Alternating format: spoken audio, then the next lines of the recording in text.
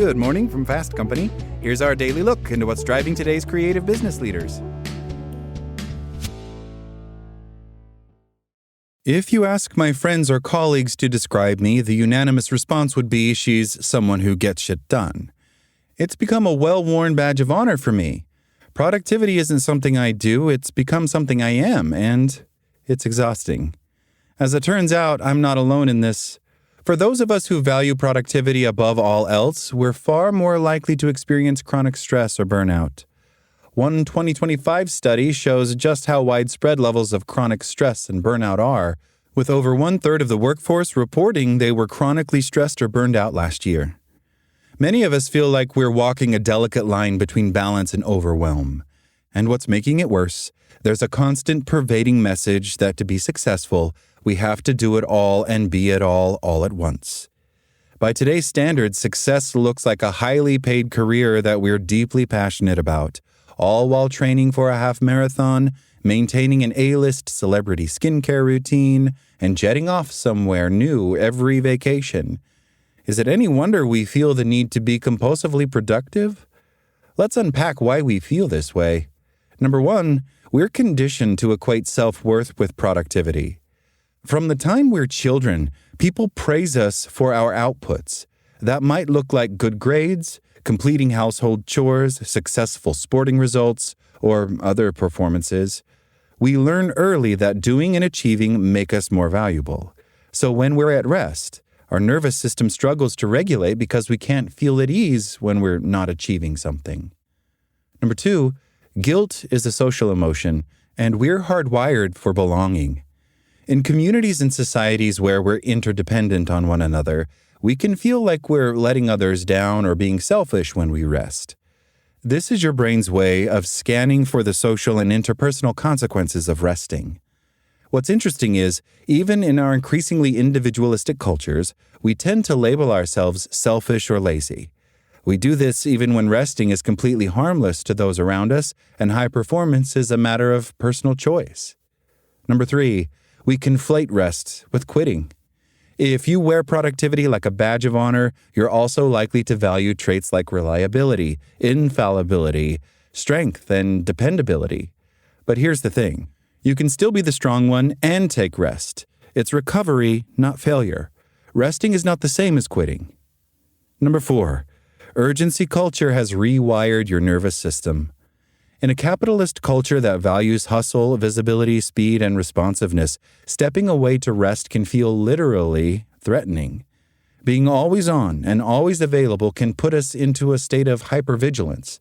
This is when our nervous system is in a constant state of alertness, scanning its environment for threats. But for the most part, the threats in our modern environment aren't real.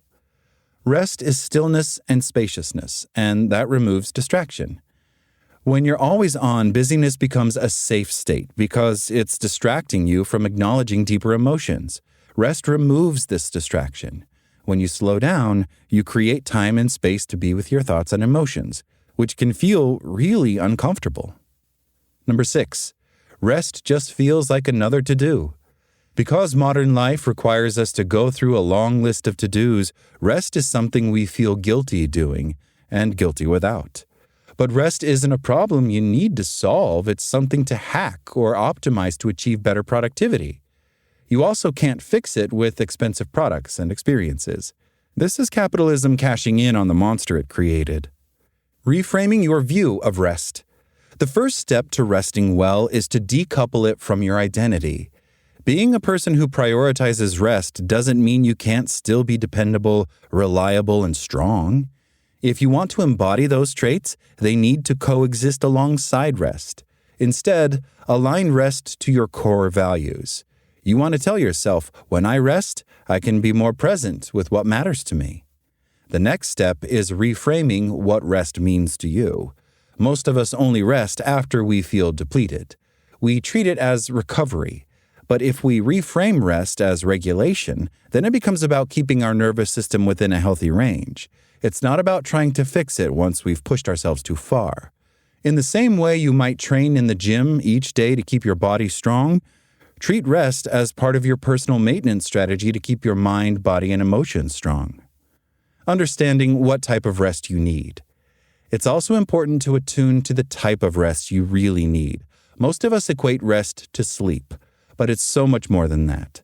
I learned from Dr. Sandra Dalton Smith, author of Sacred Rest, that there are multiple different types of rest. If we aren't getting the right type, we can find ourselves still tired or depleted even after resting. The first type is physical rest. This is what you need to restore the body, especially after sitting in an office all day, after poor sleep, or if you're chronically tense. If you feel tired but wired, physical rest, such as gentle movement, can help calm the body and prepare it for sleep. When we are overstimulated, which occurs often in our social media-obsessed modern world, we might need sensory rest. This is where we reduce audio and visual inputs from screens, televisions, and environments that put a heavy load on our sensory processing systems. If you're feeling forgetful, foggy, or overwhelmed, these can be signs you need cognitive or mental rest. If you've got a lot on your plate and you are constantly task-switching or multitasking, this puts an additional strain on your mental capacities.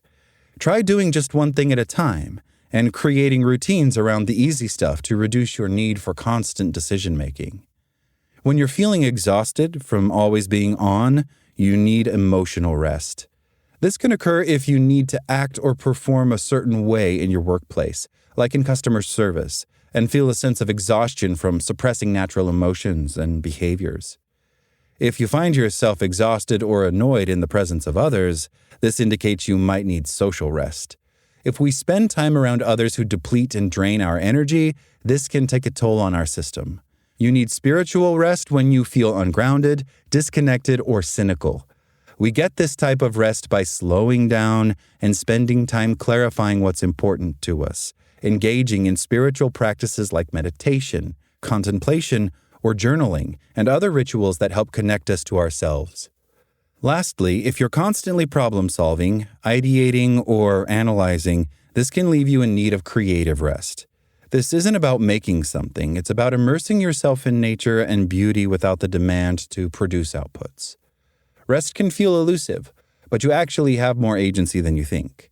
When we reframe our relationship with rest and attune to the type of rest we really need by listening to our minds, bodies, and emotions, we can nourish ourselves regularly rather than trying to recover from depletion. That's all today from Fast Company. Talk to you tomorrow.